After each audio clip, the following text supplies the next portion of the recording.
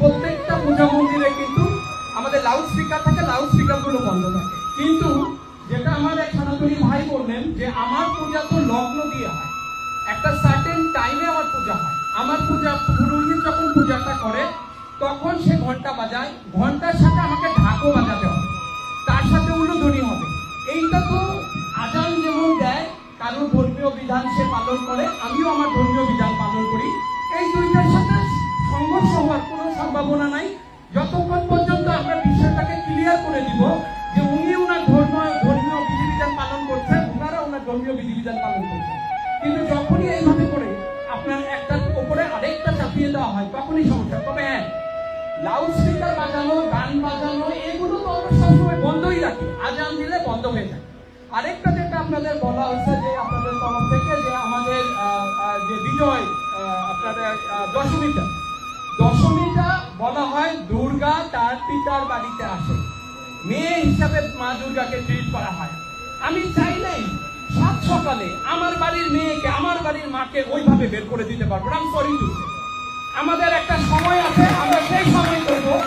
আপনারা প্রশাসনের লোক আছেন, ভালো লোকের অভাব নাই, দুষ্ট লোকদের ওইভাবে করে বারবার বলে উৎসাহ দেওয়া হয়। আমরা আমাদের কাজ করব, আমরা চাইবো আপনারা আমাদের পাশে থাকেন। সুস্থ পর্যন্ত আজকে স্বাধীনতা বছরে যদি কিছু না হয়ে থাকে, এখন কেন আমাকে দুপুরবেলা বিসর্জন দিতে হবে? আমি যদি আজকে দুপুরে দেই, কালকে হয়তো দাঁড়িয়ে আসবেন সকালে দিতে, তারপরে হয়তো কেউ কি বলবে আপনি আগে দিন রাতেই দিয়ে যান। এইভাবে করে পূজা করা যায় না। আপনি যদি মানেন যে এইটা আমার সাংবিধানিক অধিকার, আমার ধর্মীয় বিধি বিধান মোতাবেক আমাকে কাজ করতে দিতে হবে। আপনারা তো আছেনই ওর জন্য যেন শান্তি বিধান হয়। আর প্রশাসনিক যে আপনার নিরাপত্তার যে ব্যাপারটা আমি বলবো, দেখেন আমার বাড়িতে 5 জন মানুষ, আমরা দুর্গাপূজার আয়োজন করি 100 বছরের বেশি। আমি ছোটবেলায় যখন দেখেছি আমাদের রাস্তার উপরে মন্দির থাকতো, একটা ভাঙা বেড়া দেওয়া থাকতো, কেউ কোনোদিন ওইখানে একটা ছোট ইট তো মেরে দেখেন। আমাদের এখানে কালচারটা এরকম না। কিন্তু যতদিন যাচ্ছে নিরাপত্তার কথা বলে আমার বাড়িতে 8 জন মানুষ যায়, 8 জন আনসার পুলিশ সহ মানুষ যে যায়, আমি তাকে কোথায় থাকতে দিব, কোথায় খেতে দিব, কিভাবে করবো, তার সাথে অ্যাডজাস্ট করাটাই তো আমার জন্য ডিফিকাল্ট হয়ে যায়। কারণ প্রত্যেকটা মানুষের, উনি তো একজন মানুষ, আমার বাড়িতে পূজা হচ্ছে, ওনার জন্য একটা আয়োজনের ব্যাপার থাকে। এই জিনিসগুলো আপনারা একটু বাস্তব চিত্র চিন্তা করে ব্যবস্থা করবেন। নিরাপত্তার জন্য যদি আপনারা সচেষ্ট হন, সেনাবাহিনী আছে। আমার মনে হয় একটা দুর্ঘটনার যদি আপনারা প্রকৃত বিচার করেন, তাহলে বাংলাদেশে এই দুষ্কৃতিকারীরা কোনোদিন কোনো মন্দিরে হাত দিতে পারবে না। কিন্তু আজ পর্যন্ত তো একটা বিচার আমরা আগের সরকার, তার আগের সরকার, কোন সরকারই দেখলাম না। এই জিনিসগুলো একটু সচেতন থাকবেন, তাহলে পরে আমাদের যে 1000 বছরের ঐতিহ্য, এই ঐতিহ্য ঠিক থাকবে। আমাদের এগুলো বেশিরভাগ হয় রাজনীতিক, এবং আপনারা যদি সচেষ্ট থাকেন, আমরা যদি সচেষ্ট থাকি, এই ধরনের দুর্ঘটনা মোকাবেলা করার জন্য আমরাই যথেষ্ট। আমাদের প্রত্যেকটা সনাতনী এই লোক এই বছর আমরা কিন্তু অত্যন্ত সচেতন থাকবো, এবং যে কোনো লোক দুর্ঘটনা ঘটাইতে আসলে সে কিন্তু এইবার অন্তত কাজ পাবে না, কারণ আমাদের দেয়ালের পিঠ থেকে গেছে। ধন্যবাদ সবাই। আমি এই জিনিসটা একটু ক্লিয়ার করি, সেটা যে বছরই তো একটা আসে যে মাইক্রোওয়েভের আগে শেষ করা যায়, এটা এইরকম একটা ধর্ম মন্ত্রণালয় থেকে একটা চিঠি আসে।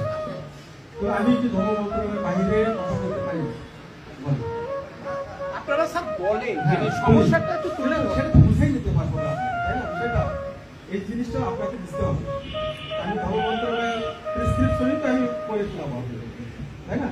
এই জন্য বলা হয় যে এটা আপনাদের নিরাপত্তার খাতিরে, যাতে মাইক্রোওয়েভ পরে যেহেতু অন্ধকার থাকে, নিয়ে যাওয়ার সময় হয়তো রাস্তার মাঝখানে কোনো কিছু ঘটে গেল, এটা